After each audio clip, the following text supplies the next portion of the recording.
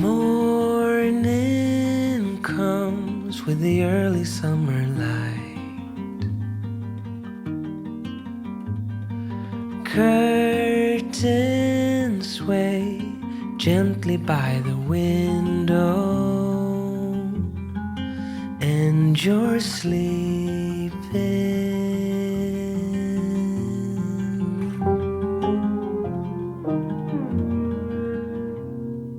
Tender wind dancing on my skin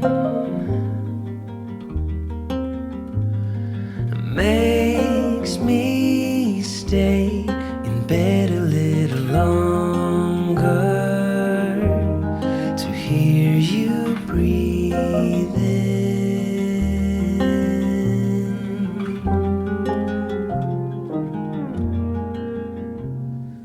Long for those quiet days when the hours drift away. Petals fall on the window pane as the clouds. Et coucou tout le monde, j'espère que vous allez bien. Bienvenue dans ce nouvel épisode de mon podcast Tricot. C'est l'épisode numéro 67. Je suis Céline alias Madame Bibiche et tricoteuse du nord-est de la France. Et je vous retrouve aujourd'hui pour un épisode de podcast tricot classique dans lequel je vais vous parler des dernières choses qui sont tombées de mes aiguilles, de ce que je suis en train de tricoter et puis de mes achats, des cadeaux que j'ai reçus, des choses que je vais mettre sur mes aiguilles, ou qui sont dans les tuyaux et un petit concours. Donc restez jusqu'à la fin, voilà. Jusqu'à la fin, ça sera dans la partie des acquisitions et tout ça, le concours. Que voulais-je vous dire? Oui, que vous pouvez me retrouver sur Instagram, sur Ravelry avec le pseudo See You Later Knits, que je n'ai toujours pas changé. Oh là là, misère, faut absolument que je fasse ça. Bon bref, vous serez tenus informés en temps en heure quand ça sera fait. Tout ce dont je vais vous parler aujourd'hui, a priori, se retrouve en lien dans la barre de description sous cette vidéo. Donc, que ça soit les liens vers mes projets Ravelry, même si je sais que je ne suis pas à jour. Donc, il va vraiment falloir que je fasse un petit effort pour aller un petit peu remettre mon Ravelry à jour. Mais logiquement, je vous donne le nom des laines que j'ai utilisées, les couleurs, où est-ce que vous pouvez éventuellement vous les procurer, etc.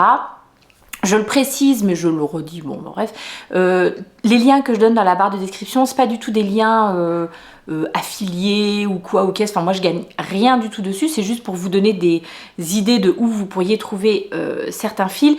Et c'est pas toujours là où je les ai achetés, puisque des fois, je les ai achetés dans des boutiques physiques, mais qui n'ont pas forcément de site internet. Enfin, vous voyez, mais je mets ce que je trouve. Voilà. Quand je parle d'un truc, et je mets là où il est disponible, et où vous pourriez éventuellement le retrouver. Donc, voilà. Et quand ce sont des choses qui m'ont été offertes parce que les marques voulaient me faire tester tout ça, je le précise, généralement je le mets un petit peu ici et puis je le mets aussi dans la barre de description que les choses m'ont été offertes. Voilà, que tout soit un petit peu transparent, que vous sachiez où vous mettez les pieds. Qu'est-ce que j'avais d'autre à vous dire? Ça fait un moment que je ne suis pas revenue vous voir en podcast, je crois depuis le mois de février. Donc oui, là aujourd'hui nous sommes le 22 mai. Vraiment ce début d'année est passé, mais c'est vertigineux même, hein, limite, très rapidement. J'ai quand même continué à faire des vidéos, je suis venue plusieurs fois, que ça soit au mois de mars et puis tout au long du mois d'avril, j'ai fait une série de vlogs. Alors les vlogs, ce sont des vidéos, donc là j'avais fait un format hebdomadaire. Donc je revenais avec une vidéo par semaine dans laquelle je vous parle certes de tricot, mais également de ma vie de tous les jours, etc. Donc je sais que tout le monde ne regarde pas les vlogs, tout le monde ne regarde... Enfin, voilà, les gens qui regardent le podcast ne regardent pas forcément les vlogs, donc peut-être que vous allez découvrir des choses. Pour celles qui sont venues regarder les vlogs, bon bah voilà, là vous allez retrouver un petit peu ce dont j'ai parlé pendant ces vlogs. Je me rends compte, avec le temps qui passe, je me rends compte que vraiment cette formule de vlog, c'est quelque chose que j'aime beaucoup. C'est marrant parce que ça me demande beaucoup plus de temps, beaucoup plus d'investissement. C'est un exercice qui est beaucoup plus... compliqué entre guillemets que les podcasts où je viens, j'enregistre, il y a assez peu de montage. Je vais rajouter des photos quand je vous parle d'un patron ou d'un truc, voilà. Mais il y a beaucoup moins de montage que ce que je peux faire sur les vlogs. Ça me prend beaucoup moins de temps. Et pourtant, les vlogs, c'est quand même ce que je préfère. Je trouve que je m'amuse beaucoup justement avec ces histoires de montage. Même si ça prend du temps, j'aime bien. J'aime vraiment, vraiment bien. Donc pour l'instant je continue comme ça et puis j'ai l'impression que pour les épisodes là aujourd'hui, épisodes de podcast, il faut que je sois un petit peu plus préparée, j'ai pris des notes et tout ça histoire d'être un peu organisée et du coup ça retarde le moment de l'enregistrement parce que ce temps là de me poser pour prendre les notes et tout, et c'est du temps de tricot en moins, c'est du temps, enfin voilà.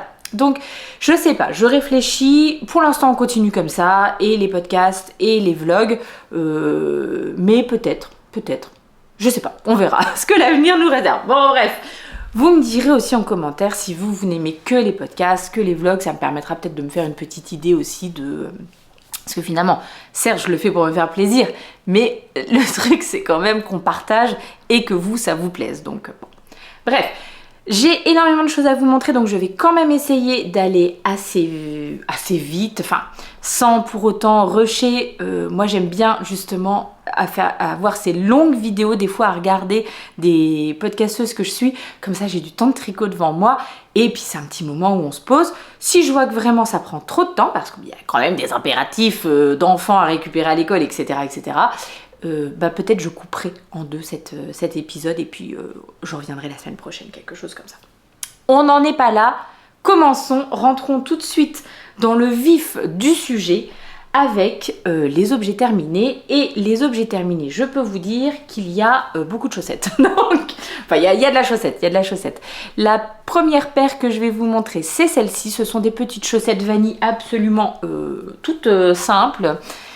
Le modèle que je préfère réaliser en matière de chaussettes à la vanille. D'ailleurs, vous êtes quand même toujours assez nombreuses à me demander si j'ai un patron à vous recommander, etc. Alors encore plus, je regarde mes ongles parce que j'ai été, avant de venir vous voir, faire un petit tour dans mon jardin et arracher quelques mauvaises herbes. J'avais de la terre partout et je me suis dit bon que je leur présente pas des trucs avec des doigts tout cracra, mais bon ça a l'air d'aller. Vous êtes parfois vous me demandez si j'ai des recommandations de patron pour les chaussettes vanille, etc. Alors encore plus qu'une recommandation de patron, j'ai une série de 4 vidéos, je vous mets le lien en dessous, sur ma chaîne, dans laquelle on tricote une paire de chaussettes, ou une chaussette ensemble. Je vous montre, je vous parle du matériel, je vous parle patron, je vous parle ensuite... comment on la commence, comment on fait la tige, comment on fait le talon, comment on fait le pied. Bref, si vous voulez faire ce type de chaussettes, j'ai une série de 4 vidéos dédiées. Je vous mets le lien dans la barre de description. J'ai tout commencé comme d'habitude, ma chaussette par un long tail Caston. J'ai fait des petites côtes à un semi-torse parce que je les trouve beaucoup trop jolies. Puis la tige sur une 40aine de rangs, puis... mon talon à gousset, mon talon, le talon à gousset, mais c'est mon talon préféré, celui qui, je trouve, s'adapte le mieux à mon pied, ma forme de pied, etc. Vous avez les petites diminutions du gousset qui sont là, qui sont vraiment, je trouve que c'est tellement beau et fin, cette petite ligne de diminution. Et puis ensuite, la longueur du pied qu'il me faut, sachant que moi je fais un 38, 23 cm de longueur de pied. Donc généralement ce que je fais c'est que je tricote 5 cm en moins, donc je tricote jusqu'à 18 cm, puis je fais mes orteils. Et l'une d'entre vous m'avait demandé, mais du coup tu prends pas de marge, on dit que les chaussettes généralement il faudrait qu'elles soient un peu plus petites que la taille du pied, histoire qu'elles tiennent mieux, qu'elles se déforment moins, qu'elles soient moins lâches, enfin qu'elles tiennent bien au pied, etc.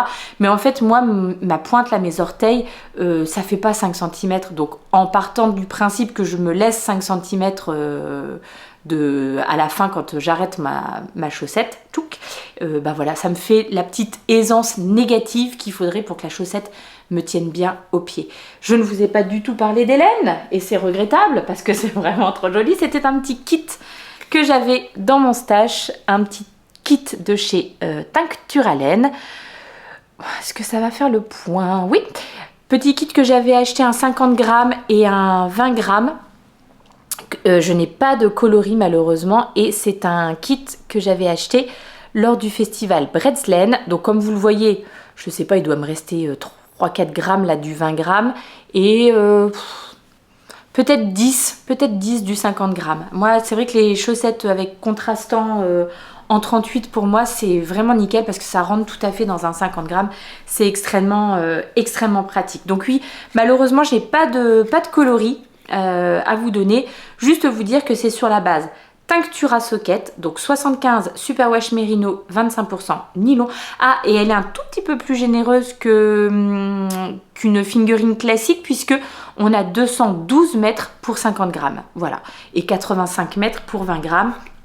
Donc c'est peut-être pour ça qu'il m'en reste encore un bon petit paquet. Donc vraiment, celles-là je suis ravie de les mettre dans mon...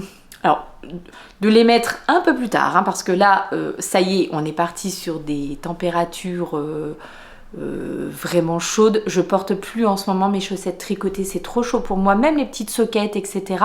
Pourtant, la laine, ça respire bien. Je sais que le pied transpire pas trop et tout, mais c'est quand même un petit peu trop chaud pour moi, là, j'avoue, à partir de début mai, généralement. Quoique, on a eu un...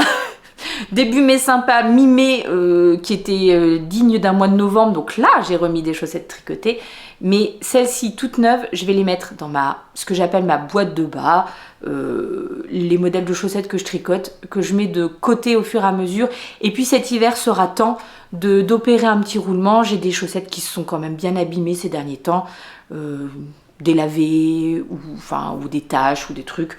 Donc on fera un petit roulement probablement. Mais on reparlera de... Enfin, c'est des choses que je ferai plutôt cet automne. La deuxième paire de chaussettes que j'ai à vous présenter, sur ces petits mini bloqueurs, et ça y est, ils sont devenus trop petits. C'est des petits bloqueurs que ma petite Laure Chabidou m'avait offert. Ah non, c'était au festival Knit at Motoko qu'on s'était rencontrés, pas à Bredslen. Et c'est des petits marqueurs, des petits bloqueurs taille 31-34. La marque, voilà, c'est Woodico. Je regarderai si elle fait encore. Mais c'est une designeuse ukrainienne, je crois bien. Et Laure les avait achetés pour sa fille, pour sa petite Lily, à qui je fais des bisous si par hasard elle passe par ici. Et puis Lily ayant grandi, elle me les avait donnés pour ma petite dernière. Et puis ça y est, la petite dernière, elle est passée maintenant au 35-36. donc bon, ça y est, c'est un petit peu grand. Et en plus, ces chaussettes, j'ai quasiment fait la même chose que pour celles que je viens de vous présenter. Au départ, je les avais tricotées pour moi. Donc j'ai monté 64 mailles. J'ai oublié de vous dire, mais c'est la même chose que pour les autres. 64 mailles en aiguille de 25 parce que j'aime bien le rendu que ça donne. Je trouve que le tricot est assez dense et généralement je trouve que les chaussettes tiennent mieux et résistent mieux comme ça. Donc là j'avais monté 64 mailles parce que c'était des chaussettes pour moi, et en fait la petite, en voyant ce très très beau coloris dont je vous parle en 30 secondes, m'a fait comprendre qu'elle aimerait vraiment bien les avoir. Donc au final je les ai fait pour elle. Mais la chance que j'ai c'est que comme elle a quand même encore pas un très très long pied finalement, et c'était une pelote de 100 grammes et je sais plus combien est-ce qu'il m'en reste, j'ai 58 grammes. Donc voilà, c'est la Alegria de Manos del Uruguay. Donc c'est une 75-25, 75 laine, 25 polyamide. Le coloris c'est le coloris macaron, et j'avais acheté ce magnifique coloris à la mercerie de La Rochelle chez Pauline, à qui je fais des bisous aussi si par hasard elle passe par ici. Et voilà, il m'en reste vraiment suffisamment pour me refaire une paire pour moi, avec contrastant. Je pense quand même que je mettrai des contrastants. Là pour celle-ci j'ai utilisé une petite Javol classique, voilà, moi je sais que je les ai en plein de couleurs différentes. Celle-ci c'est le coloris 246, je suis à l'envers. 200, c'est bien ça, 246, donc vraiment ce joli petit parme comme ça, donc ça n'a pas fait le point. Donc je trouvais que ça allait vraiment bien avec les chaussettes. La différence que j'ai pour celle-ci, c'est que j'ai fait un Fish Lips Kiss Heel. Bon, bah là vraiment, hein, qui est trop grand pour le bloqueur, mais très bien pour la petite. Le Fish Lips Kiss Heel, c'est un talon qu'on fait et qui a cet avantage qui ne rajoute pas de maille sur le coloris principal, contrairement au talon à gousset. Et donc ça fait qu'on ne contrarie pas la petite répétition qu'on va avoir au niveau des couleurs. Je vais vous baisser un petit peu la luminosité parce que comme il fait beau, c'est très lumineux, mais du coup, je trouve qu'on voit les coloris un peu trop saturés. Là, c'est déjà plus près de la réalité, effectivement. Voilà, donc vous voyez, ça faisait comme des espèces de micro-rayures. Donc j'ai préféré faire ce type de talon pour continuer et avoir un petit peu, garder cette alternance dans les rayures, on va dire. Voilà. Que vous dire de plus? Non, je crois que c'est à peu près tout, puisque c'est vraiment strictement, à part le talon, la même recette que celle que je vous ai présentée juste avant. On va sortir un petit peu des chaussettes pour vous montrer ce tout petit projet. Pour celles et ceux qui sont là depuis un petit moment, j'en parle depuis le début de cette année. Quand est-ce que je me suis lancée? Non, je crois que c'était carrément au mois de novembre de l'année dernière, donc novembre 2025. Je me suis lancée dans le challenge de faire l'état des lieux de mon stash, de mon stock de restes, exclusivement des restes. Donc ce que j'appelais les restes, c'est quand j'ai tricoté un projet, typiquement il me reste une pelote solitaire, ou quand j'avais eu l'excellente idée d'acheter des pelotes solitaires il y a des années et des années. Ah tiens, c'est très joli cette pelote, je vais en acheter une, et que faire avec après, je ne sais pas, donc voilà. Ou donc des restes de mes projets, de pulls, etc. Donc j'ai fait vraiment un état des lieux de mes restes. Je suis arrivée à la conclusion que j'avais, attendez, je crois que je l'ai noté ici, je crois que c'est 7000 grammes, 7774 grammes de laine que j'appelle donc vraiment juste de reste, pas du tout mon stage de laine, hein. Donc 7 kilos quand même, pratiquement 8. Sur ces 7 kilos, j'ai fait un petit tri sur des trucs qui étaient vraiment trop abîmés, enfin voilà, donc j'en ai jeté un petit peu. Enfin, mis au tri, quoi, disons, un petit peu. Il y a des fils également que j'ai conservés parce que je me suis constitué un tout petit stock de fils pour pouvoir faire des bricolages avec les enfants. Même s'ils grandissent et que les bricolages, on en fait de moins en moins, mais voilà, je sais qu'il n'y a pas si longtemps que ça, j'avais eu besoin de fils pour l'école, etc. Donc j'ai gardé, je me suis aussi gardé des fils donc qui correspondent à mes projets et où j'avais vraiment pas beaucoup de restes. Je les ai mis de côté pour pouvoir éventuellement raccommoder si j'avais un problème sur un pull, etc. Mais malgré tout ça, il me restait quand même 6233 grammes de fil et je me suis mis pour objectif d'essayer de tricoter 3233 grammes histoire de redescendre ce stash ou ce stock de restes à 3 kilos. Un petit chat dans la gorge. Donc voilà, j'essaye d'écluser au fur et à mesure mes restes avec soit des projets de restes, on en reparle dans quelques secondes, soit voilà, des petits projets, des projets de restes où il y a par exemple des rayures, un petit peu de jacquard, des trucs comme ça, ou alors des tout petits projets qui nécessitent assez peu de laine, et c'était le cas pour celui-ci, donc c'est le Romanticist Bandana, un patron de Meredith Campbell. Et donc j'avais une pelote solitaire de Woolly de chez DMC.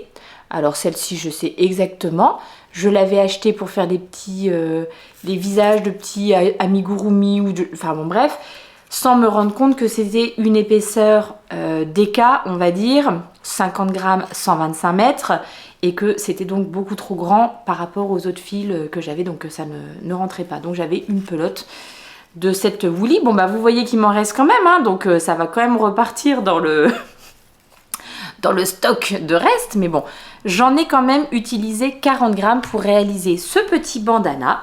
Donc petit modèle, alors exclusivement en anglais, mais alors d'une simplicité vraiment, ça serait typiquement un bon modèle pour commencer à essayer de tricoter en anglais si par hasard vous ne l'aviez jamais fait.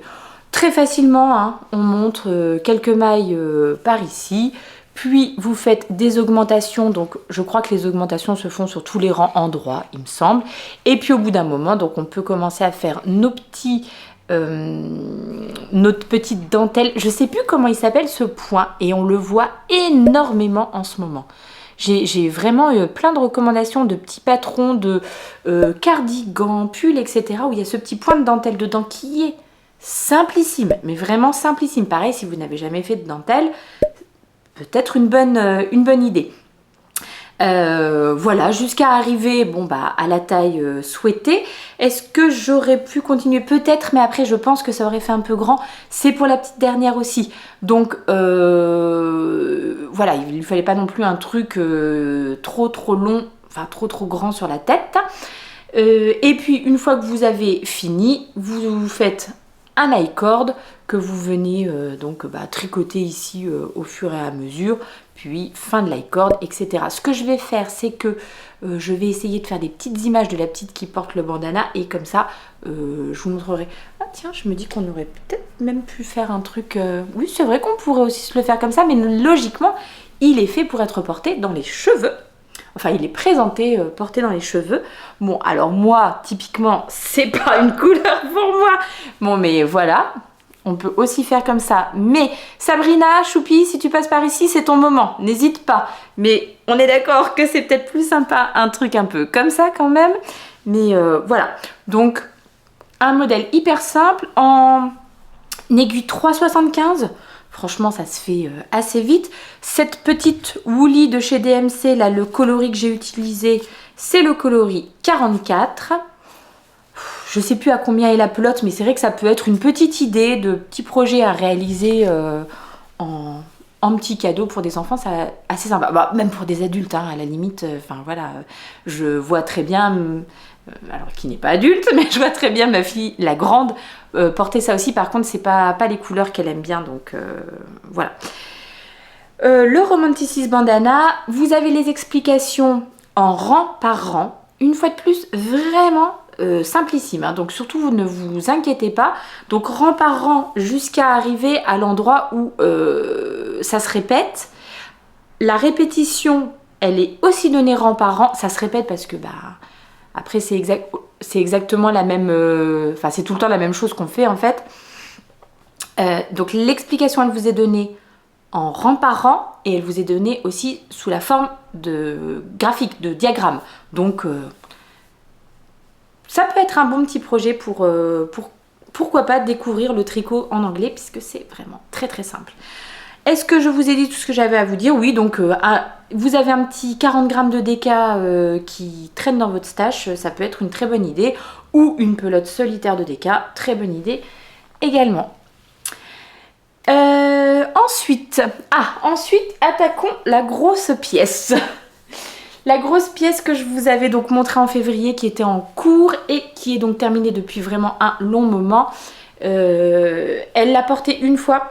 Et après, je lui ai demandé si je pouvais le mettre de côté pour le podcast. En toute honnêteté, il est tellement épais, gros, chaud que de toute façon, ça sera vraiment au cœur de l'hiver. Et déjà, dès le mois de mars, il faisait beaucoup trop chaud pour le porter. C'est le Northern Augustine's No. 4 de Anne-Sophie Velling.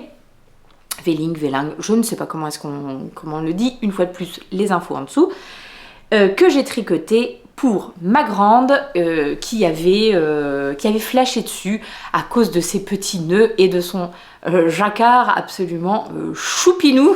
Non, c'est vrai, c'est très très très joli, mais je dois bien avouer que c'est pas le truc que j'ai préféré tricoter de l'année, quoi, clairement.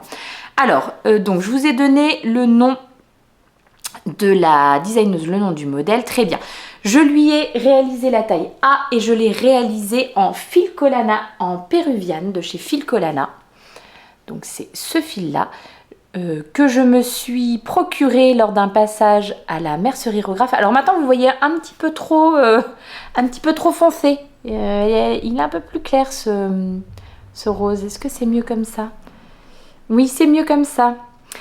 Et c'est mieux de loin là, là dans le retour caméra c'est vraiment assez fidèle, c'est juste de près où il avait tendance à être un petit peu trop foncé. Donc le coloris principal, voilà tout ce qu'il me reste, c'était le coloris 101, donc bon bah un petit crème, hein, rien de particulier. Donc la péruvienne c'est une 100% pure laine, flûte c'est écrit tout petit, 100% pure laine péruvienne. Et dans 50 grammes, vous avez 100 mètres. Je sais que j'étais partie sur ça parce que j'avais un petit peu épluché. En fait, le modèle du Northern Augustins, il est tricoté normalement en 2 fils. Alors, ce qu'elle conseille, c'est la Heavy Merino de chez Knitting for Olive et un fil de mohair. J'avoue que c'était ce sur quoi j'étais partie au départ. J'avais regardé pour ma fille, là on avait fait nos petits calculs selon ce dont on avait besoin en fil, etc. Et j'arrivais à un total de, je sais plus d'une centaine d'euros, entre 100 et 150 euros pour son pull. Ça coinçait un petit peu pour moi niveau budget. Alors une fois de plus, peut-être que pour moi c'est des prix que j'accepterai de mettre. Chacun fait comme il veut, hein. Chacun fait bien comme il veut, chacun utilise son argent comme il le veut, comme il l'entend. Peut-être que c'est des prix que je serais ok de mettre pour moi pour me réaliser une belle pièce, un beau tricot, etc. Là, je dis pas que ma fille prend pas soin de ses affaires et tout, mais déjà, elle risque encore de grandir, bon, son corps va encore changer, hein, elle a que 14 ans. Donc, est-ce que ce pull lui ira encore d'ici quelques temps? Je ne sais pas. Est-ce que cette esthétique-là lui plaira encore d'ici quelques temps? Je ne sais pas non plus. Et puis, bon, bah oui, porte au collège, porte machin. Est-ce qu'il n'y a pas de risque de s'accrocher, de bidule? Bref, c'était pas forcément des tarifs que j'avais envie de mettre pour un pull tricoté pour elle. Et en plus, elle voulait pas de mohair. Voilà, donc on a cherché une solution qui était plus dans nos tarifs et c'est ce sur quoi on est tombé. Donc très très bien parce que là, en revanche, la péruvienne, on est sur des pelotes à moins de 5 euros. Ouais, je crois qu'on en avait pour une quarantaine d'euros puisque j'avais pris 9 pelotes. J'ai eu besoin de 9 pelotes au total. J'en ai eu utilisé donc 8 de ce coloris-là et une du coloris rose. Et encore, bon, j'ai un tout petit reste de rose, je sais même pas où je l'ai mis, mais bon, j'ai un tout petit reste de ma première pelote. Et la deuxième, je l'ai même pas entamée. Donc c'est ça, j'avais acheté 8 du coloris principal et 2 du contrastant, mais finalement, j'aurais pu totalement faire avec un seul. Donc je ne sais pas ce que je fais, est-ce que je garde ça pour éventuellement faire un truc plus tard, bon. Est-ce que je vois avec Sandrine si elle le reprend? Mais je l'ai acheté il y a un petit moment maintenant, donc non, je ne vais pas embêter Sandrine avec ça. Je trouverai quelque chose pour le faire. Sandrine de la mercerie Rographe. Donc voilà, en tout cas, 9 pelotes pour la taille A pour elle, sachant que pour l'échantillon, j'étais pas tout à fait dans les clous puisque c'est pas le même type de laine. En fait, j'avais un petit peu exploré les projets qui avaient été réalisés sur Ravelry et il y a des personnes qui l'avaient tricoté dans cette laine là, ça rendait très bien, donc je savais que je pouvais me la procurer, donc c'est pour ça qu'on est parti sur ça. Et le prix a fini de me convaincre. Voilà, donc je trouve que au final, bon rapport qualité-prix. Je vous dirai quand elle l'aura porté, ce que donne la laine, etc. La laine, honnêtement, elle était vraiment sympa à tricoter. Alors, par rapport à un mélange entre un fil mérino et un fil mohair et un fil de 100% pure laine tout simple, je trouve que, vous voyez, hein, ça marque quand même beaucoup. Alors, moi j'ai un tricot assez régulier, donc je trouve que le tricot est beau, il n'y a pas de souci. Mais par contre, vous voyez, là où j'ai fait mes petites augmentations, ça se voit. Là où il y a des croisements de fils, ça se voit. Et je pense que ce genre de choses se verrait moins avec un fil de mohair. Hein. Ça a tendance à un petit peu camoufler ce genre de choses. Bon, là c'est surtout au niveau des augmentations. Je trouve que de près vous voyez hein, les augmentations. Je me rappelle plus, ça devait être des Make One Right tout simplement. Donc rien de particulier, mais ça se voit. Hein, ça se voit. Pour vous donner, alors je vous ai bien parlé de la laine. Maintenant pour vous donner, je vous ai pas dit que donc ça c'était le coloris 101, le petit crème, Et ça c'était le coloris 370 pour ce joli rose un petit peu flamingo comme ça. Maintenant le patron, qu'est-ce que j'en ai pensé? Alors, c'est un patron assez succinct. Voilà, il n'y a pas énormément d'explications, on n'est pas trop pris par la main, notamment au moment de faire des augmentations et des diminutions. Alors là, les augmentations, elles sont notées dans le diagramme, hein. C'est un... Pareil, oui, voilà, c'est un diagramme de jacquard, donc les augmentations sont mises dedans, donc tu sais quand est-ce que tu dois les faire. En revanche, pour les diminutions, bah, là il y a des diminutions en fin de pull, il y a des diminutions en fin de manche. Là on te dit de les faire de façon... faites tant de diminutions de façon régulière. Alors il y a des sites maintenant qui font ça bien, tu rentres tes chiffres et ils te donnent le comment tricoter ton rang de diminution pour arriver au nombre de mailles que tu dois avoir, etc. Donc c'est sûr que c'est pas difficile, mais c'est vrai, je pense, peut-être j'étais mal habituée, mais c'est vrai que quand tu payes pour un patron, bon bah t'aimes bien aussi pas avoir à faire ces petites recherches là.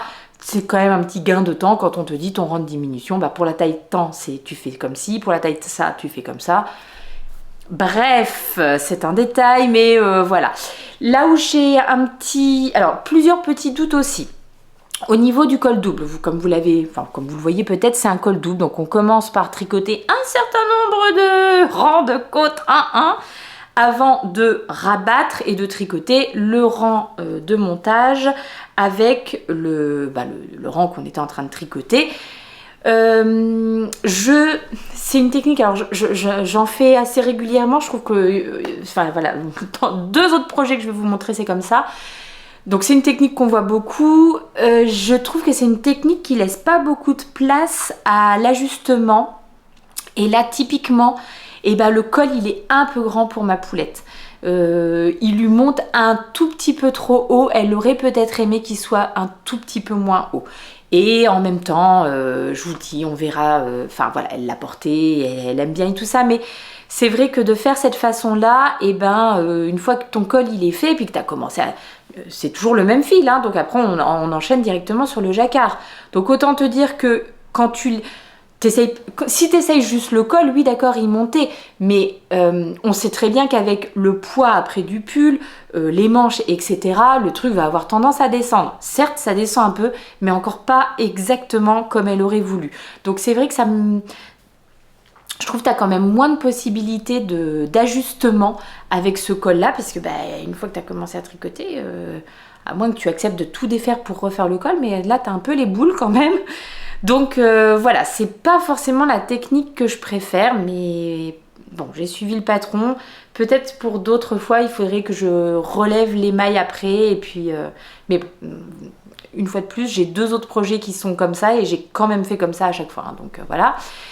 Il n'y a pas du tout de shaping dans ce pull, il n'y a pas du tout de rang raccourci. Vous savez, on fait parfois des rangs raccourcis dans le dos pour que y ait un peu plus de tissu et que le pull se pose mieux, bah parce qu'à l'avant on a un peu plus de poitrine, enfin bon bref, ça permet un petit peu de creuser le dos et de faire que, je sais pas, le drapé du projet fini, ça tombe un petit peu mieux sur un corps avec des formes, quoi, on va dire.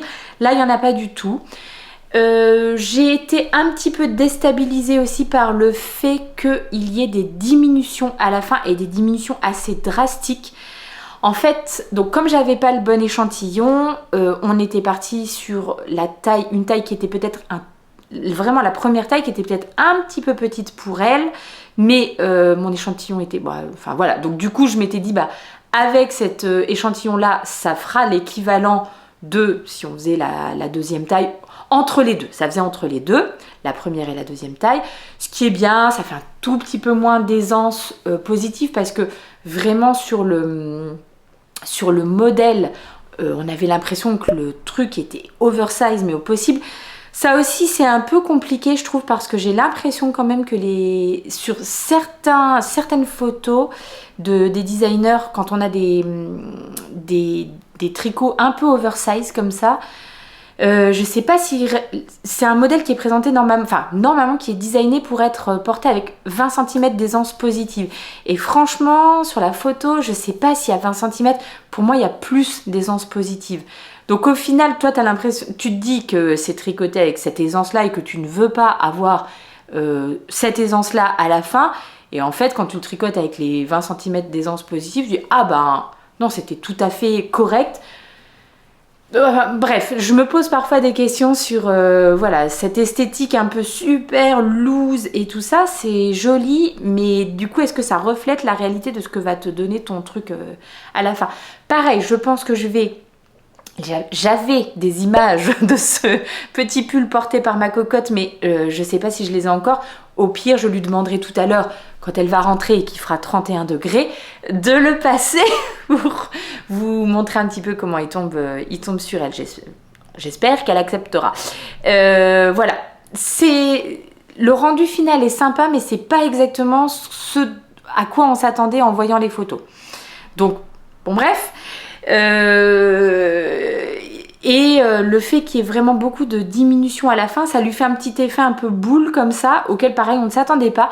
En fait, en regardant les photos d'un petit peu plus près, je me rends compte que oui, on voit que c'est resserré comme ça à la fin et ça fait cet effet boule un petit peu. Mais sur le coup, moi je ne l'avais pas anticipé. Donc bon, c'est ma faute, hein, voilà. À refaire, je ne ferai pas de diminution, je tricoterai droit parce que vu qu'il est vraiment très loose comme ça, ben voilà, je trouve que ça irait peut-être mieux. Bon, globalement, l'un dans l'autre, on est content. Elle est contente de son pull. Il a des petits défauts, disons qu'il y a des choses qu'elle aurait préféré autrement. Mais voilà. Ce qui était très agréable avec cette laine, 100% pure laine, à toutes les jonctions de fil, j'ai fait la méthode du speed splicing. Donc, on prend de l'humidité, de la bave, on prend de la chaleur, le frottement des mains et on lie comme ça 2 fils ensemble. Tout au long du projet, je l'ai hyper bien réussi, sauf à un endroit. Et ça, par contre, c'est embêtant. Sauf à un endroit, voilà, ici. Est-ce que ça se voit? Oui, bah ça se voit, voilà. Où j'ai eu du coup une épaisseur un petit peu dans mon fil. Qui du coup est pas hyper jolie. Franchement, c'est pas grand chose, hein, mais ça me stresse d'avoir alors que tout mon tricot est extrêmement régulier, etc. Et là, il y a un machin. Bon, bref, le gros avantage de cette méthode, c'est que à la fin, il y a quasiment pas de votre fil de début, votre fil de fin et le fil rose pour le jacquard à rentrer et basta. Donc voilà. L'un dans l'autre, on est quand même plutôt contente du résultat toutes les deux. Donc voilà, on peut continuer sur des chaussettes. Ça faisait longtemps qu'on n'en avait pas montré. Est-ce que j'ai mon bouquin? Alors, je vais chercher le bouquin juste. Donc, les chaussettes Sur-I-moi de Lysandre Hourdin, que je vais même vous présenter comme ça. Modèle, donc, qui devait être les modèles du mois de février, je crois, dans son guide des chaussettes au tricot jacquard. Et je dis pas de bêtises, c'est bien ça, c'était février. Les voici, les voilà, la version de Lysandre. Elles ont eu beaucoup de succès, elles sont vraiment très très jolies. Et donc la petite particularité de ce modèle, enfin il y en a plusieurs, mais c'est que le jacquard est tricoté en suri. Et toujours dans mon idée de éclusons les restes, donc j'avais un très beau reste de suri de chez Maison Corlaine. Je sais plus c'est quoi leur base suri, mais vraiment voilà, très très très très jolie suri. J'en avais 20 grammes et donc il m'en reste il m'en reste 11 grammes. J'ai noté, non même pas, plus 14 du coup. J'ai noté que j'avais utilisé 6 grammes exactement. Bon, on est bien hein, au niveau du challenge, je vous rappelle, j'ai 3 kg 200 à tricoter. Voilà, j'en ai utilisé 6 grammes, donc j'étais contente. Mais bon, voilà, ça rend hyper bien. Il est vraiment très très beau, ce jacquard très graphique là, comme ça. J'ai fait la taille 64 mailles. J'ai pas tout à fait la même chose que ce que Lysandre préconise dans son patron, à savoir je n'ai pas utilisé la même taille d'aiguille, j'ai tricoté en 2,25 et 2,5 pour le jacquard, sachant qu'en plus il y a des augmentations à faire pour le jacquard. Je passe tout à fait mon pied dedans, il n'y a pas de souci. Parce que ça peut être un problème que j'ai sur les chaussettes en jacquard. Je peux avoir tendance à tricoter trop serré et mon pied ne passe pas au niveau du jacquard. Là, il n'y a aucun problème. Je n'ai pas... Donc, j'ai changé la taille d'aiguille. Je n'ai pas fait le... Normalement, le haut de la chaussette, il y avait un petit bord en jersey. Bah, exactement comme... Ah bah non, puisque mon col, c'est des côtes, mais en jersey... replié et que vous tricotez, enfin que vous cousez ou que vous tricotez avec le rang de montage, je l'ai pas fait parce que je l'avais déjà réalisé sur une autre paire de chaussettes. Alors c'était un petit croquet qu'il fallait venir replier et coudre, et en fait c'est trop serré pour moi. J'ai de bons mollets et bah voilà, c'était trop serré pour moi, donc j'ai préféré pas le faire. Que vous dire, donc j'ai attaqué direct par les côtes de mémoire, c'est les côtes 3-1 brisées, c'est des côtes brisées 3-1, voilà, donc c'est la petite différence, je pense, que j'ai fait avec ce patron. Donc je vous ai parlé de la surie, mais pour le reste de la chaussette, j'étais partie bille en tête avec une pelote de Drops Fabel. Veux-tu faire le point? De Drops Fabel. Donc la Drops Fabel unicolore, le coloris 104. Et qu'est-ce que c'est? C'est une 75-25. La Fabel. Bon. Oh, c'est un kiki, non. C'est bien. Et donc, c'est une pelote de 50 grammes dans laquelle vous avez 205 mètres. Sauf que, en fait, je sais pas. Moi, je n'avais jamais tricoté la Fabel. C'est l'une d'entre vous qui avait eu la gentillesse de m'envoyer un petit colis avec plusieurs laine drops, etc. pour les chaussettes. Je ne l'avais jamais tricoté et je sais pas pourquoi, quand j'ai pris cette pelote, pour moi, c'était une pelote de 100 grammes. Je la trouvais bien dodue, bien épaisse. Je me suis même pas posé la question, hein, donc voilà. Et j'ai commencé à tricoter, voilà. Et puis d'un moment, ça m'a frappée en me disant, mais il fallait combien pour cette chaussette? Parce que logiquement, la chaussette, elle est réalisée, il n'y a pas de contrastant.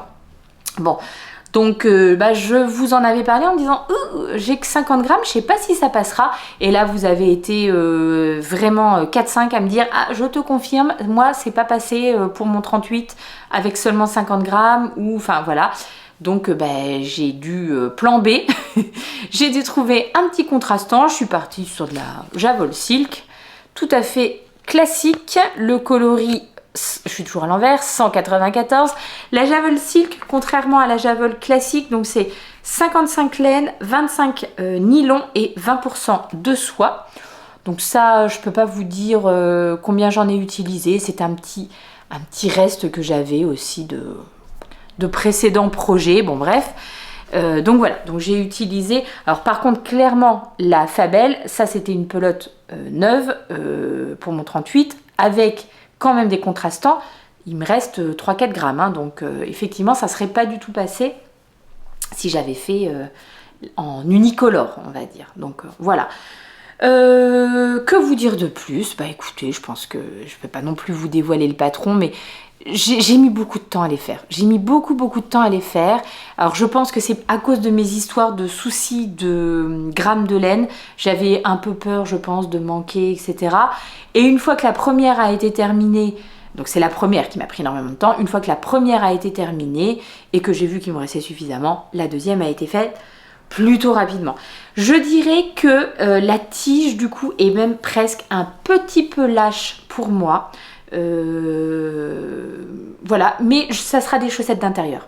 Celle-ci, alors moi j'ai cette chance là, c'est que j'ai une très grande collection de chaussettes tricotées. J'en ai vraiment beaucoup, j'adore tricoter des chaussettes, donc je continue à en faire, je continue tout le temps. Donc j'ai vraiment une large collection de chaussettes et je peux me permettre d'avoir des chaussettes pour mettre dans mes chaussures, donc qui sont vraiment bien ajustées, etc. et que je porte du mois d'octobre jusqu'au mois d'avril quoi.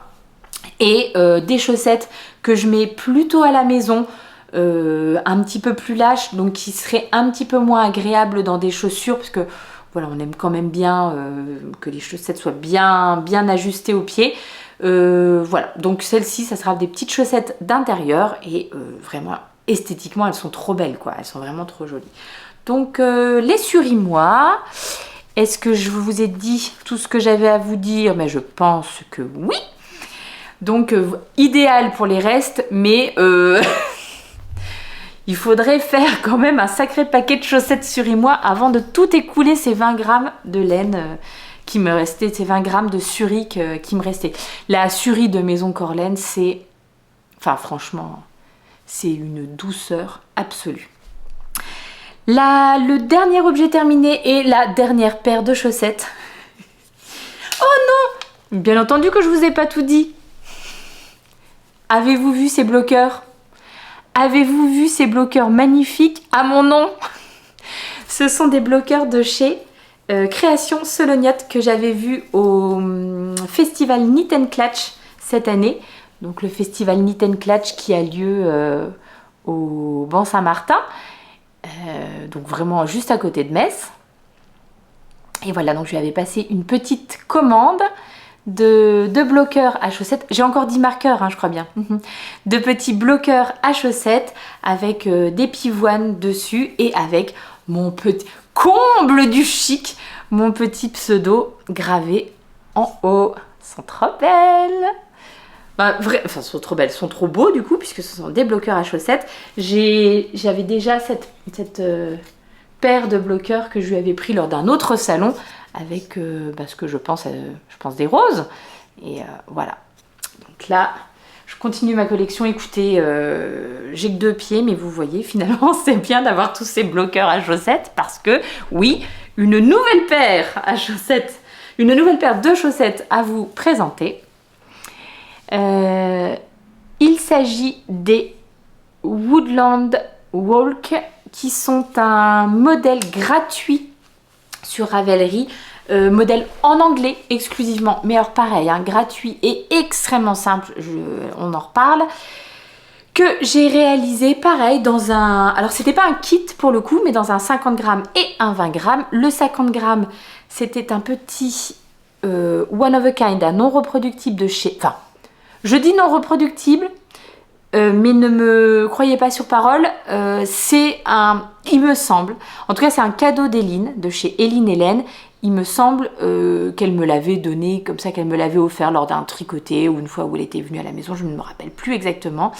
Et dans ma tête, c'était un coloris non reproductif. D'ailleurs, je n'ai pas de nom de coloris, etc. C'était des essais de teinture ou vous voyez des choses comme ça.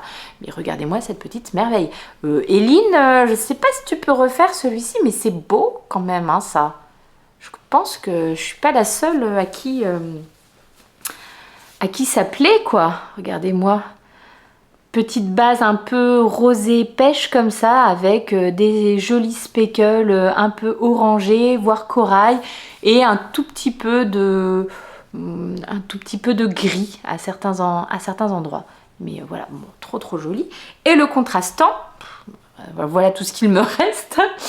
Le contrastant, c'est de la Laurel Knits. Alors, autant pour la Eline Hélène, je peux même pas vous dire, c'est une base à chaussettes, mais je sais pas vous dire la compo, etc. Mais je pense qu'on doit être quand même sur une 85-15. Hein. Laurel Knits, donc pareil, hein, c'était un 20 grammes, 80 mètres, 85-15, et le coloris, c'est le coloris Angry Salmon, coloris, enfin petit mini que j'avais acheté. Pareil, toujours le festival Knit and Clutch sur le stand de Sofia Velna, qui est une boutique en Alsace, je crois. Oui, il me semble en Alsace. Tout dans la barre de description. Donc ce petit modèle des Woodland Walk, c'est un modèle gratuit d'une designeuse tricot-chaussette que j'aime beaucoup, qui s'appelle This Handmade Life. Donc effectivement seulement en anglais, mais alors simplissime. En fait, il n'y a qu'une seule taille dans le patron, mais vous pouvez adapter à n'importe quelle taille. Enfin voilà, moi donc j'ai fait 64 mailles en aiguille de 25. Je ne sais plus si c'est comme ça dans le patron, mais j'ai commencé par des côtes semi-torse 1-1. Je pense que j'ai une petite passion pour ces côtes. Et vous avez donc un petit motif là de dentelle qui court sur tout le pied. Bon ben pour le pied gauche, vous le faites du côté gauche de la tige et pour le pied droit, vous le faites du côté droit de la tige, sachant que pour l'arrière, par contre, jersey tout simple. Donc, si vous étiez en 56 mailles, c'est, je sais plus, ça doit être sur 11 mailles que ça se fait, 16 mailles peut-être. Bon, enfin, vous pouvez adapter à n'importe quel nombre de mailles que vous avez. Il faut juste mettre ce petit segment de dentelle de chaque côté de vos chaussettes, à droite ou à gauche, quoi. Vraiment aucune difficulté. Je suis même pas sûre d'avoir suivi le patron, j'ai juste suivi la petite grille là pour la dentelle, quoi, mais c'est tout. Je pense quand même qu'elles étaient présentes. Alors non, elles étaient présentées avec un talon renforcé, mais je crois un talon renforcé peut-être avec... il y avait un petit détail dans ce talon, je me rappelle plus lequel. Est-ce que c'était 3 mailles en vert de chaque côté du talon? Il y a certains designers qui font comme ça pour leurs talons de chaussettes, voilà, pour apporter une petite fantaisie. Pour le relevage de mailles aussi, je crois que j'ai entendu dire qu'il y en avait certaines qui aimaient mieux, enfin qui se repéraient mieux comme ça. Bref, je me rappelle, je pense pas avoir suivi le patron, j'ai juste suivi la petite... En fait, vous allez voir mon patron, vous allez voir mes vidéos pour apprendre à tricoter une chaussette vanille, et puis l'étape d'après, vous prenez ce patron gratuit et vous rajoutez juste donc les petites sections de dentelle de chaque côté de vos chaussettes. Voilà. C'est simple comme bonjour. Non, croyez-moi sur parole, c'est pas difficile, mais voilà, il faut se lancer. Mais moi, j'ai mis tellement longtemps à me lancer dans le tricot de chaussettes, mais j'avais l'impression que c'était un truc vraiment ultra compliqué. Je peux pas vous dire, j'avais l'impression que c'était ultra compliqué. On avait même essayé il y a vraiment fort longtemps, je dirais bien 13-14 ans au tricoté. L'une d'entre des tricopinettes qui venait à l'époque, qui a déménagé depuis, avait essayé de nous faire un petit cours de tricot de chaussettes pour nous montrer. Alors on l'avait fait sur des aiguilles double pointe et je sais que j'avais trouvé ça un petit peu compliqué moi à manipuler, mais bon bref, j'avais trouvé ça, c'était trop difficile pour moi, j'avais l'impression que c'était hyper complexe. Et ma copine Monica a complètement elle m'a aidée en m'envoyant un mail où elle m'expliquait un petit peu comment faire, etc. Et depuis, tricot de chaussettes à gogo, quoi, à gogo. Alors, on va pouvoir passer aux encours et je vais commencer avec, je pense, l'encours qui est le plus sur le point d'être fini et le plus enthousiasmant, enfin vraiment la régalade. Je l'ai monté là au mois d'avril pendant les vlogs. Il s'agit de ma future Olga Jacket. Alors il reste vraiment plus grand chose à faire. J'ai plus que le col à faire et donc quelques fils à rentrer. Olga Jacket 100%, non pas 100%, je mens, presque que en reste de mohair que j'avais dans mon stash.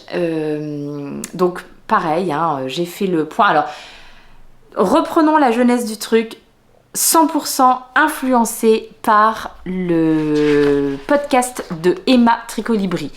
Elle a tricoté une réplique d'un gilet que portait visiblement Karine Le Marchand dans... je ne sais pas où d'ailleurs, mais voilà. Elle l'a vu et elle a voulu tricoter un gilet identique puisque elle avait été voir sur le site de la marque qui vendait ce gilet. Même pas en plus 100% mohair, genre même pas mohair et soie, c'était un truc genre mohair et synthétique, quoi. Bref, de tête, entre 400 et 600 euros, je ne sais plus le pull, alors bon, voilà. Et donc ce qu'elle a fait Emma, c'est qu'elle a fouillé dans ses restes pour trouver des laines équivalentes, enfin des couleurs équivalentes, etc. Elle a regardé quel patron elle pouvait utiliser, donc elle est partie sur le patron de la Olga Jacket de Petite Knit. Et roule ma poule, elle est partie, elle s'est lancée dans son petit gilet en mohair. Et moi en voyant ça, parce que ça lui allait formidablement bien, je me suis dit, mais moi aussi j'ai plein de restes de mohair. Est-ce qu'on n'est pas capable de faire un petit truc un peu semblable? Voilà, donc j'ai fouillé dans mes restes et ça a été vraiment l'histoire de nombreuses heures de réflexion sur l'agencement des coloris, etc. Donc moi je suis partie sur une taille L. C'est vraiment un petit gilet que je veux porter pendant les vacances, à la fin de la journée. Vous voyez, vous mettez ça pour vous manger en terrasse, vous mettez ça en fin de journée, c'est absolument parfait. Personnellement, je la tricote même, j'ai pas fait de boutonnière parce que c'est pas... Voilà, c'est pas... En fait, le truc c'est que j'avais un gilet en mohair que j'avais acheté justement en vacances, sur le marché, enfin bon bref. Et il y a quand même plusieurs années et que malheureusement le gilet avait un peu mal vieilli. Donc voilà. Pas du tout aussi chamarré, plutôt vraiment bleu, uni, etc. Mais voilà, comme ça, pareil, pas de boutonnière, le truc que vous enfilez soit le matin quand il fait un peu frais, soit le soir, machin. Et du coup, je m'en suis séparée là il y a quelques temps et j'avais envie de me tricoter un petit gilet qui remplirait cet office de... Tu le prends, tu le mets, ça se met sur tout, enfin bon bref. Bon, mais là, du coup, l'idée en plus, c'était de le faire vraiment avec mes restes de fil. Et donc, bah oui, il est un petit peu... Il est chargé, il est chamarré. Mais bon, je le trouve magnifique. Franchement, je le trouve superbe. J'adore. Je me suis vraiment pris la tête pour l'enchaînement des couleurs, etc. Mais au final, eh ben, je trouve que ça rend super bien. Alors que quand j'ai commencé... la première répétition de couleurs, je me suis dit ça va peut-être faire un peu too much pour moi. Et finalement, écoutez, non, j'adore. Là, franchement, j'adore. Au retour caméra, je le trouve dinguissime. Et à porter, je le trouve absolument formidable. Bon, j'attends encore d'avoir mon petit col parce que je pense que ça finira complètement le truc. Il faudra le laver, le bloquer pour que quand même il se tienne bien, même si là je trouve qu'il a déjà quand même une belle petite forme. Essayez de faire abstraction des fils qui dépassent. Mais voilà. Je suis partie, donc j'ai fureté dans tout ce que j'avais comme petit reste de fil mohair. Donc j'ai oublié de préciser que le mohair était tricoté en double. Moi, pour obtenir l'échantillon de petite knit, donc normalement c'est la Olga Jacket, c'est une DK, je me rappelle plus si c'est mérino et mohair ou si c'est 2 brins de mérino, je ne sais plus, mais en tout cas moi, pour avoir le même échantillon que petite knit, je suis partie sur des aiguilles 3,75, alors qu'il me semble qu'il est plutôt tricoté en 4, voilà. Donc je suis partie en 3,75 et j'ai pris du 4 pour les manches parce que je tricote en aller-retour plus lâche que ce que je ne tricote en rond et encore plus sur des mini circulaires. Mini circulaires, je tricote vraiment serré. Donc voilà, j'ai pris quand même du 4 pour les manches. Et en revanche, j'ai pris du 3,25 pour faire toutes les finitions de côte, de boutonnière, de côte, de bas, de gilet, etc. Oh, c'est tellement joli. Je suis en amour de ce projet. C'est d'une douceur. Alors bon, personnellement, je ne suis pas du tout sensible, donc voilà. C'est peut-être quand même moins doux. Je suis quand même capable de faire la différence. C'est quand même peut-être moins doux que de la Suri. D'autant plus qu'on n'est pas sur... Enfin, les mohair, c'est pas tous les mêmes hein, au niveau qualité, etc. Mais ça reste extrêmement doudou, je vous assure, c'est un bonheur de se lever dedans, donc voilà.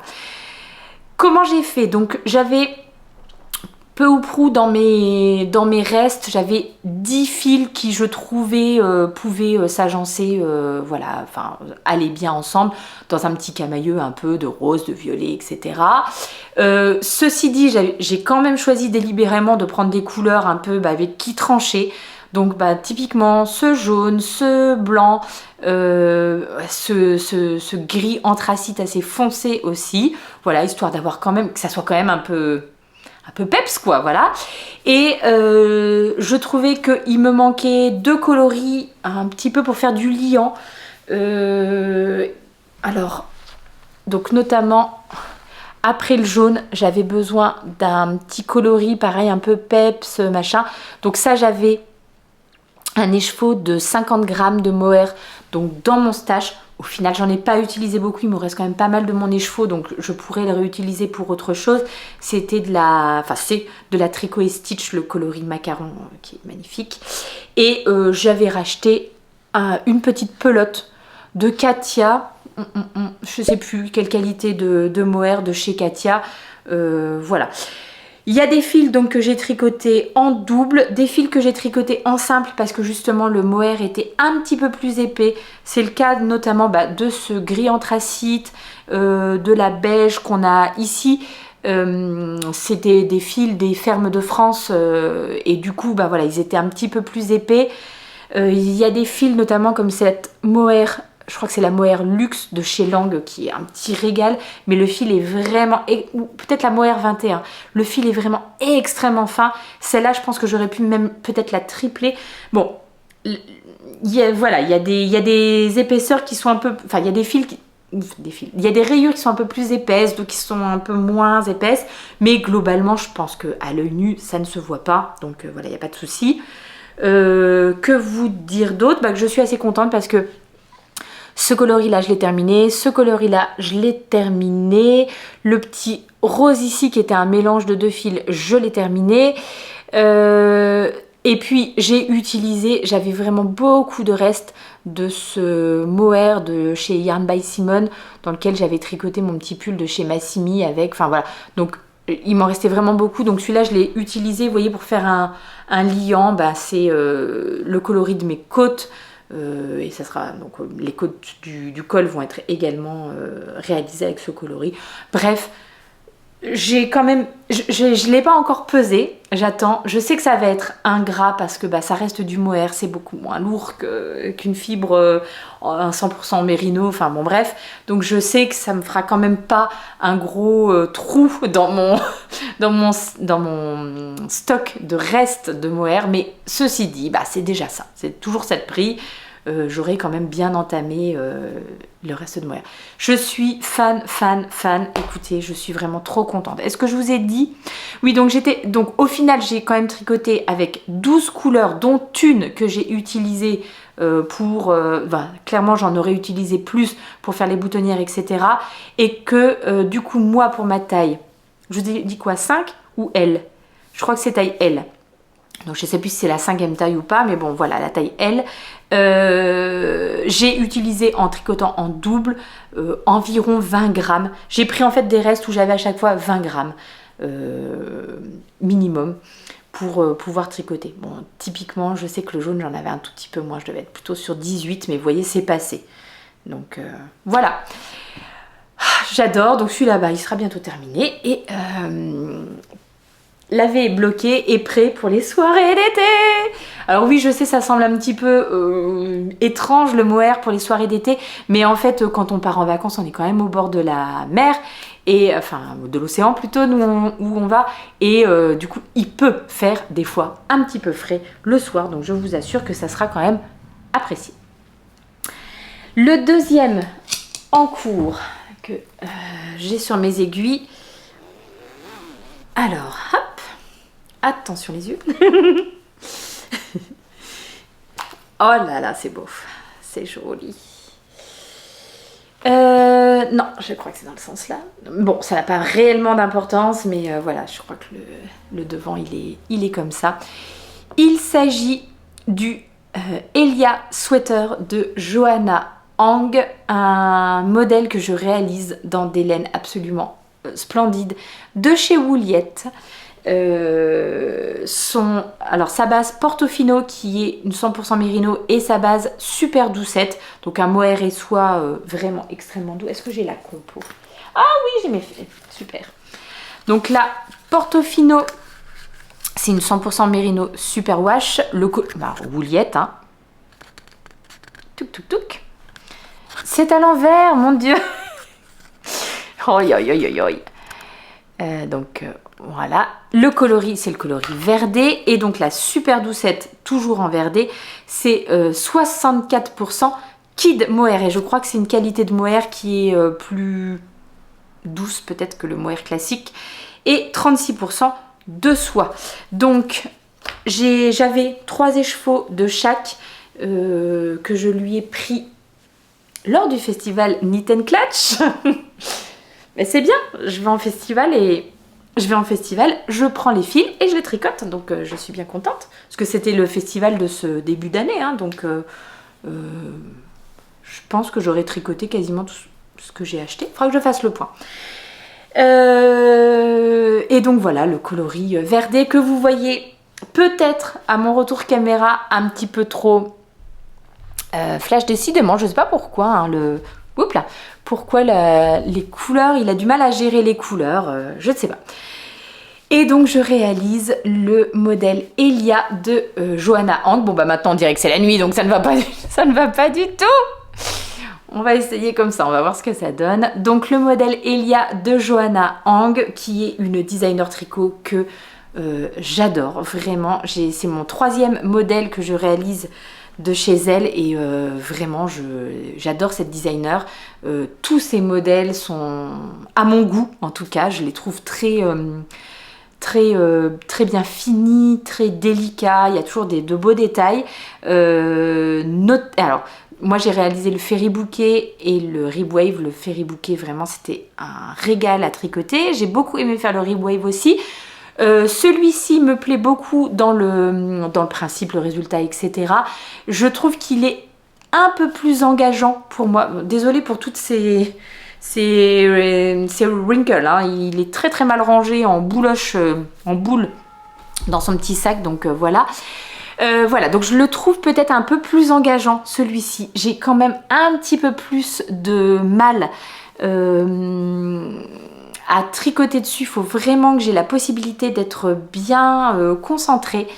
Je ne sais pas si ça tient du modèle, si le modèle est effectivement un petit peu plus difficile que les autres, ou si ça tient de mon état d'esprit, enfin du temps disponible, etc., etc. Je ne sais pas. Je prends quand même beaucoup de plaisir à le réaliser. Je serai très contente d'avoir l'objet fini à la fin du coup.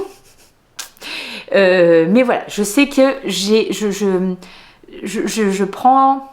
je prends pas, c'est pas que je prends moins de plaisir, mais je sens que c'est un tout petit peu plus compliqué pour moi, ce qui explique que celui-là par exemple, vous voyez, je l'ai commencé au mois de mars et il est toujours pas fini, mais il faut vraiment, je vous assure que j'ai du temps devant moi pour pouvoir me poser et y aller sans faire d'erreur, quoi. Donc voilà. Je le tricote en aiguille 4,5, je fais la taille L.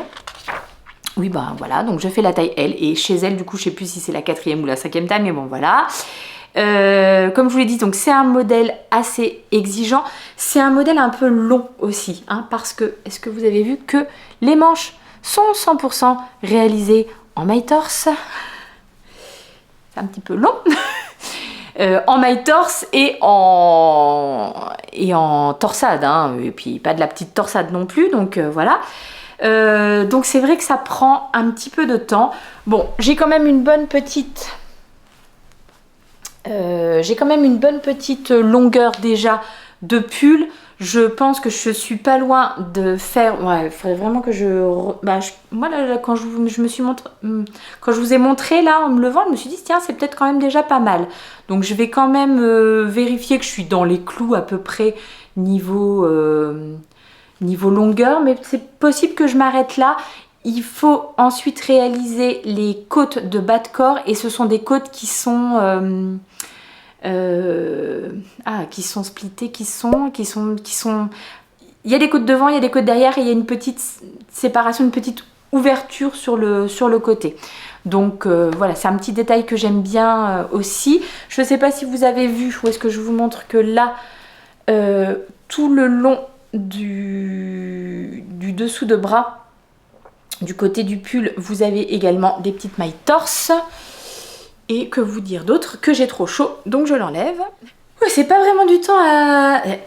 Comme quoi, vous voyez, autant le petit gilet en 2 brins de mohair, pas de souci, autant là, chaud quand même, hein, avec ce pull.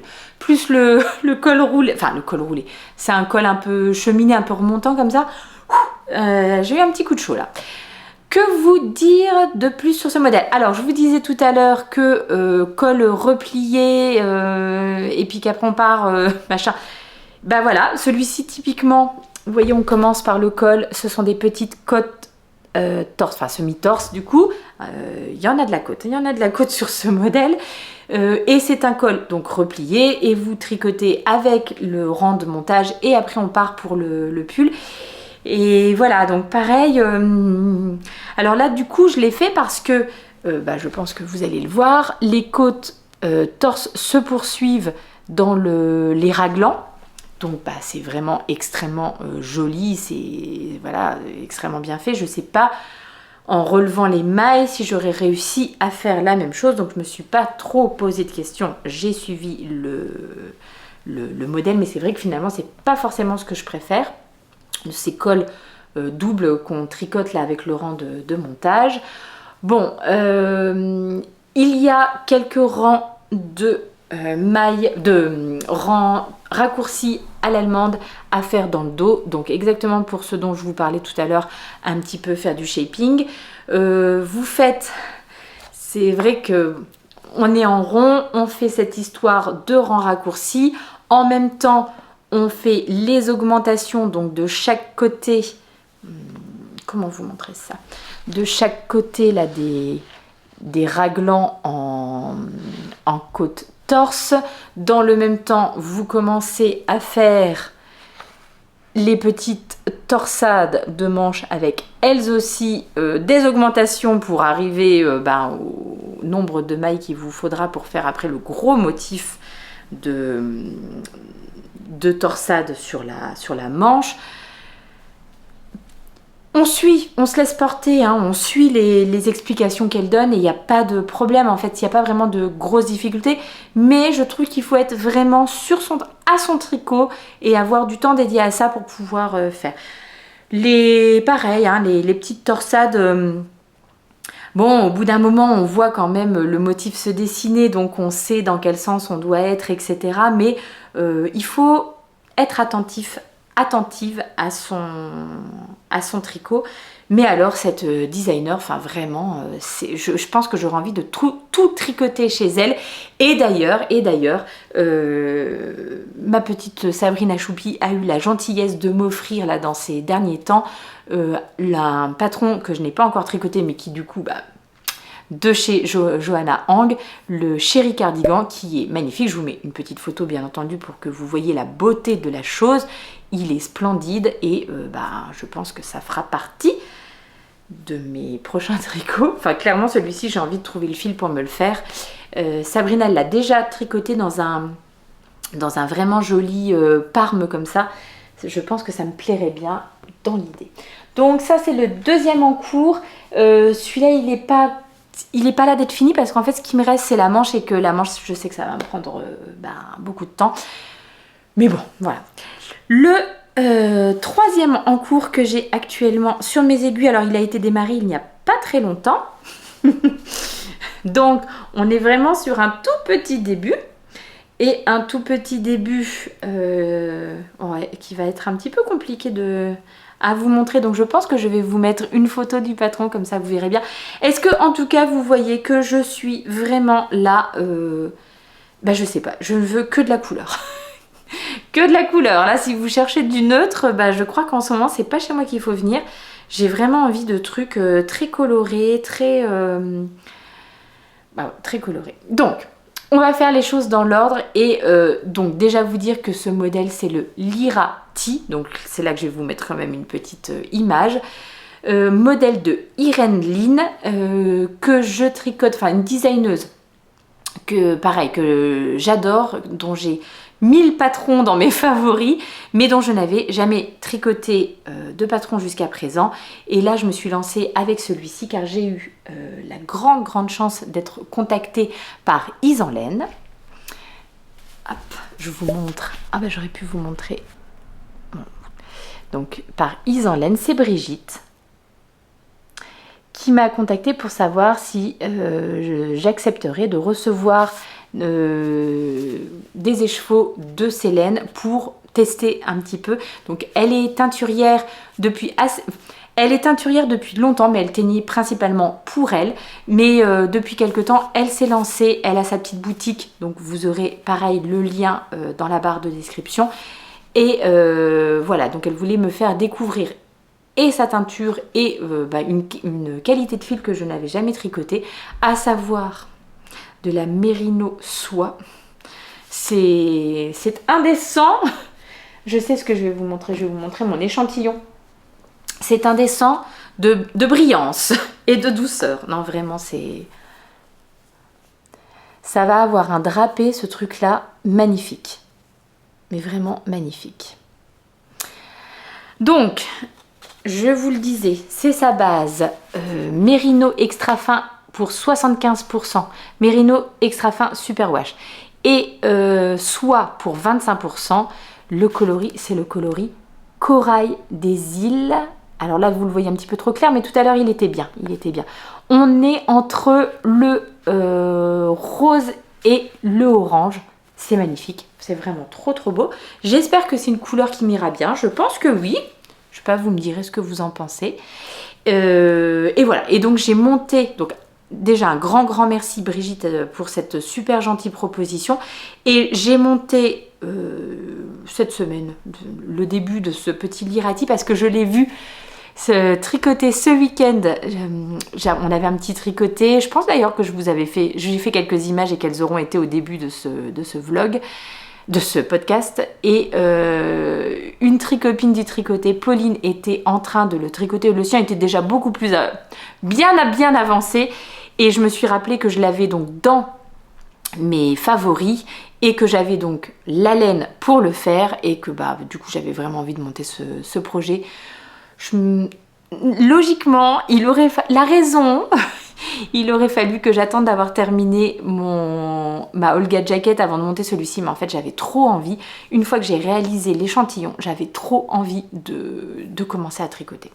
Alors mon échantillon justement, il n'est pas bon, il est trop petit, moi j'ai que 9 cm là où elle a, si j'ai respecté son nombre de mailles, son nombre de rangs, j'ai que 9 sur 9, là où elle a 10 sur 10, donc je suis partie sur des aiguilles 3,75 alors que logiquement ça se tricote en 3,5. Donc 3,75 pour le corps, enfin bon bref, et je serai en aiguille, enfin où j'ai été en aiguille 3,5, je crois qu'il n'y a que le col en fait qui est tricoté en 3,5. Et vous avez vu, c'est un col double, replié. Vous savez, ce que j'aime pas faire, enfin c'est pas que j'aime pas, hein, une fois de plus, c'est que je trouve que si tu dois défaire, parce qu'il y a un truc qui va pas, vraiment faut que tu redéfasses tout quoi. C'est beau ce coloris, mais c'est beau, c'est magnifique, vraiment, je suis trop contente. Et ultra doux, donc bon bref.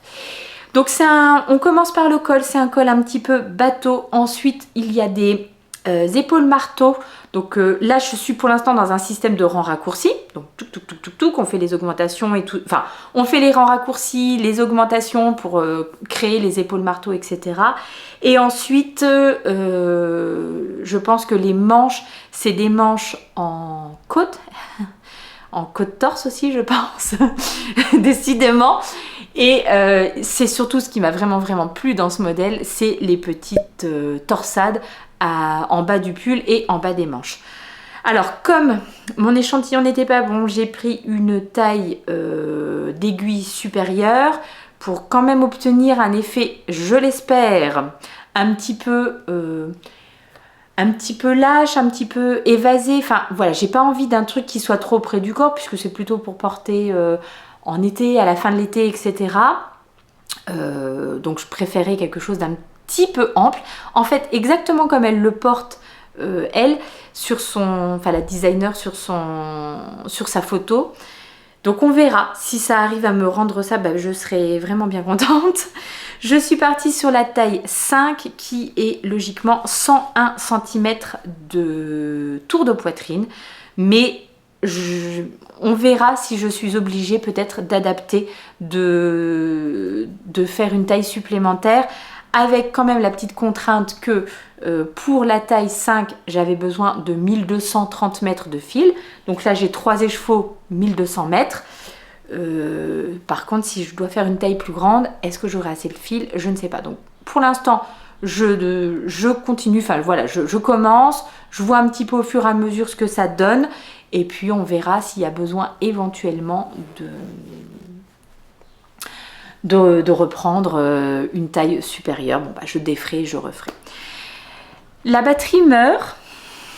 Il me reste un projet en cours et encore vraiment, c'est un tout début. En fait, je n'ai que l'échantillon qui est fait. Donc, je vous parle de ça, mais je pense vraiment que je vais splitter cet épisode en deux, que je reviendrai la semaine prochaine pour vous montrer du coup l'avancée des encours. Il y aura peut-être un truc fini, on verra, mais l'avancée des encours et toute la partie achat, acquisition, cadeau et concours. Désolée, je ferai ça la semaine prochaine, mais sinon ça va faire vraiment, vraiment trop long. Le dernier en cours à vous montrer, c'est le futur Miyu Top que je vais tricoter pour ma grande. Voilà, elle me l'a commandé en fait, c'est un patron qu'elle avait vu circuler sur Pinterest, etc. Donc elle me l'avait envoyé en me demandant si je pourrais lui réaliser ça. Donc j'ai acheté le patron, j'ai eu du mal à acheter le patron. On a essayé plusieurs fois et j'ai eu plein de fois où ça ne fonctionnait pas, je sais pas pourquoi. Bon bref, depuis c'est bon, il est acheté. C'est un patron de Una Gill. Il a été tricoté vraiment énormément de fois, donc voilà. J'ai réalisé mon échantillon en aiguille 4 comme ce qui est recommandé dans le patron, mais mon échantillon est un petit peu trop grand. Je suis partie sur la Merino 120 de chez Lang qui avait le même échantillon que ce qu'elle recommande dans son patron, à savoir 22 sur 32 je crois. Donc là c'est ça, 22 sur 32. On est sur des pelotes de 50 grammes dans lesquelles il y a 120 mètres. Pareil, c'était un très bon rapport qualité-prix pour ce que je voulais faire. C'était exactement le coloris qu'elle voulait. Et donc mon échantillon étant trop grand, je suis en train de me prendre la tête sur la taille à faire. J'ai pris les mesures de ma... Bon, la batterie, il n'y a quasiment plus rien, donc il faut vraiment que je me dépêche de terminer. Tout ça pour vous dire que donc le Miyu Top, j'ai fait mon petit échantillon, mais que mon échantillon est trop grand. Je l'ai tricoté en aiguille 4, comme ce qui est recommandé par le patron. Et donc, je suis vraiment en pleine hésitation parce que pour ma fille, donc elle donne dans le patron qui n'est pas du tout inclusif, hein, la plus grande taille, je crois que c'est 44 inches. Ça doit faire 110 cm de tour de poitrine, donc enfin voilà. Donc c'est pas forcément un patron que j'aurais choisi moi, mais comme c'est celui que ma fille voulait, je fais ça, mais voilà. Donc elle donne deux mesures, une mesure pour la taille, une mesure pour la poitrine. Au niveau de la taille, pour ma cocotte, il lui faudrait la taille S, mais au niveau de la poitrine, il lui faudrait plutôt la taille M. Donc je me dis, comme mon échantillon est trop grand, je vais quand même partir sur la taille S. Donc du coup, elle aura peut-être un peu plus de place au niveau de la poitrine. Mais dans le même temps, je pense que vous avez vu comment il est réalisé. C'est déjà bottom-up, hein, vous le tricotez du bas vers le haut et ça commence par une grande section de côte, voilà, au niveau de la taille. Et ça, avec mon échantillon trop grand, mais bon, en jersey, donc voilà, et pas en rond aussi. Enfin les côtes, on a envie qu'elles soient vraiment bien serrées à sa taille pour que ça tienne quoi. Je pense que l'effet n'est pas du tout le même si tes côtes elles sont un petit peu trop lâches. Je pense que je vais me lancer, je vais lui tricoter les côtes, je lui ferai essayer pour voir si ça lui tient bien et après peut-être je verrai au niveau des augmentations et tout ça à faire pour la poitrine s'il y a besoin d'en rajouter ou quoi. Je me suis vraiment beaucoup interrogée ces derniers temps et là je me dis à un moment bon, faut peut-être y aller, on va commencer par les côtes, ça va bien se passer. Donc vraiment ce que je vais faire, c'est que je vais m'arrêter là parce que il est midi, il faut vraiment que j'aille préparer à manger et tout ça. Je suis désolée parce que du coup je vous avais dit que concours tout ça, je le reporte à la semaine prochaine. Donc je reviens la semaine prochaine, comme ça sera le moment de vous montrer peut-être des choses terminées, on verra. Mais en tout cas l'avancée des encours, voilà, comme ça on en verra un petit peu plus sur les quelque chose là que je vous ai présenté et du coup je viendrai vous parler de toute la section achat, acquisition, cadeaux et tout parce qu'il y a vraiment beaucoup de choses aussi et donc le concours, promis, je prends l'engagement la semaine prochaine. Voilà, sinon ça va être vraiment beaucoup trop long et ingérable. Mais je le savais, c'est le problème quand on revient, on prend trop de temps entre les épisodes et après il y a trop de choses à raconter. Donc, je vous dis d'ores et déjà à la semaine prochaine. J'espère que cet épisode vous a plu. Si c'était le cas, n'hésitez pas à vous abonner, à me mettre un petit like en tout premier. Ça me fait déjà ultra plaisir.